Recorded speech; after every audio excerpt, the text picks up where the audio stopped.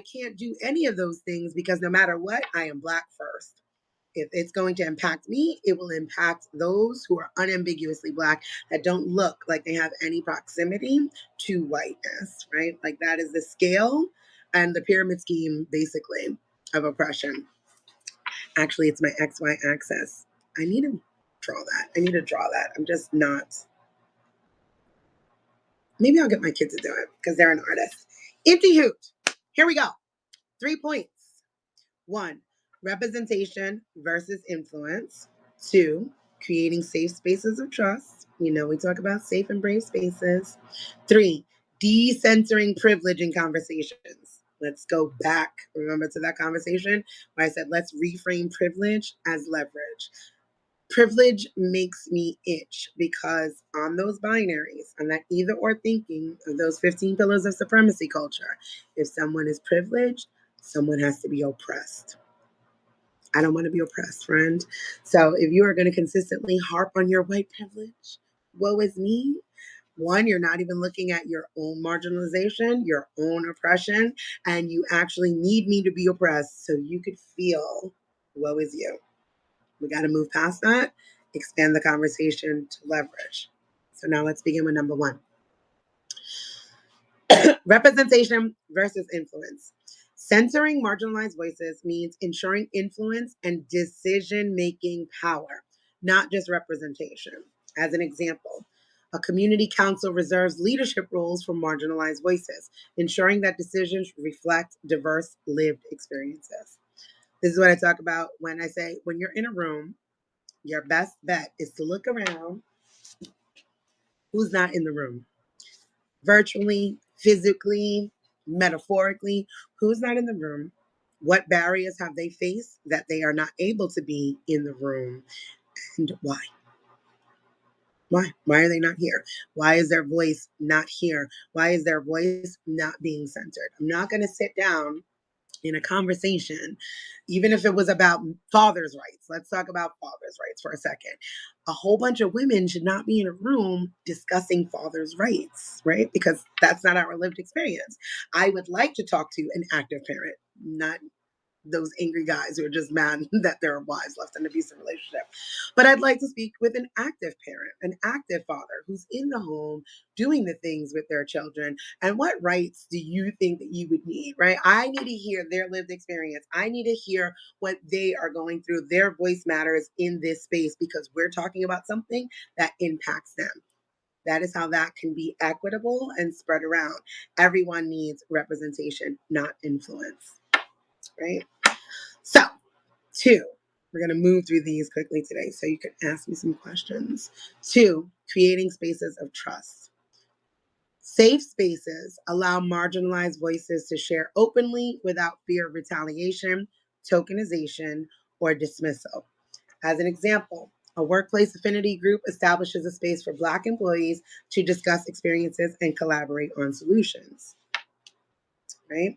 To create that container, a safe space has to be what? A brave space, right? And in order for a brave space to exist, there has to be trust. There has to be safety. I have to be able to know that I can have a conversation about my own lived experiences as a Black woman, as a disabled woman, as a queer woman, as a trans woman, as whatever that is that I am having that conversation about, and not fear retaliation, right? If I'm going to have to be concerned about my job, like, are you really creating spaces where people are brave enough to speak up and say, you know what, this is not working, or what you said landed in this sort of way, what you did or this policy is not inclusive for this many reasons, right? And there are so many things, right? I breastfed children literally longer than the Confederacy. Love to say that. Literally one child longer than the Confederacy lasted. Right? Are there workplaces that are going to make that easy for me? Right? Does your workplace accommodate parents? Right? Can we talk about what that looks like? If it can't accommodate it through childcare, do you accommodate time away? Do you accommodate hybrid working situations? What ways can you make it easier for parents to remain gainfully employed and still show up in their parenting role? That's a conversation that should not be had by a bunch of non-parents, because they're just theorizing, right? Now they're just influencing. They're not really representing a demographic of people that have lived experience in something and actually need accommodations, recommendations, facilities, what have you, to meet their needs. And the best people to speak for their own needs are the people who need the needs. It's that simple, right? So making that space requires a lot of accountability. It's one of my favorite words. It requires awareness, accountability, and intentionality. You have to be intentional. You have to know, I'm creating this space so you could say something to me. I'm creating this space so we are going to get curious. We are going to say, okay, I didn't think about that before, right? That's that accountability. Didn't dawn on me. You know why? I don't experience it. It's not my lived experience. So there's no shame, there's no guilt in you not having covered all of the bases of marginalization. If it's not going to be your experience, if you haven't gone through it, you're most likely it's not at the top of your mind, right? Unless it's really like the work that you're doing or something that forces your awareness to that. So now you have some awareness around the situation. Are you goal oriented? Are you solution oriented? Okay, this sounds like that. I also have this margin to meet, or, we have this. As long as you can do X, Y, and Z, we can accommodate A, B, and C.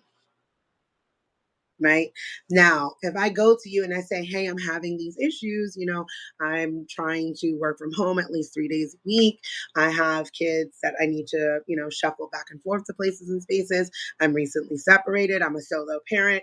So my needs have changed. I don't have the same accommodations I did before. And now I get sacked or I get a 2 week notice. That's not a safe space.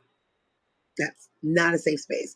You did not seek awareness. You did not meet me with empathy. You did not get curious, right?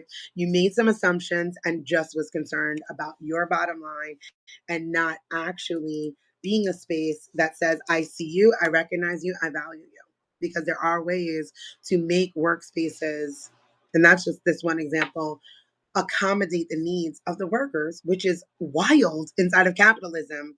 It shows you exactly how cruel and vile capitalism is when you're using this lens, because for people, businesses who actually need labor from human beings, the lack of accommodations shows you exactly how much of a slavery economy we still exist in, right? Like how enslavement shaped our economy, how enslavement shapes capitalism with zero care to humanity, the needs that people have.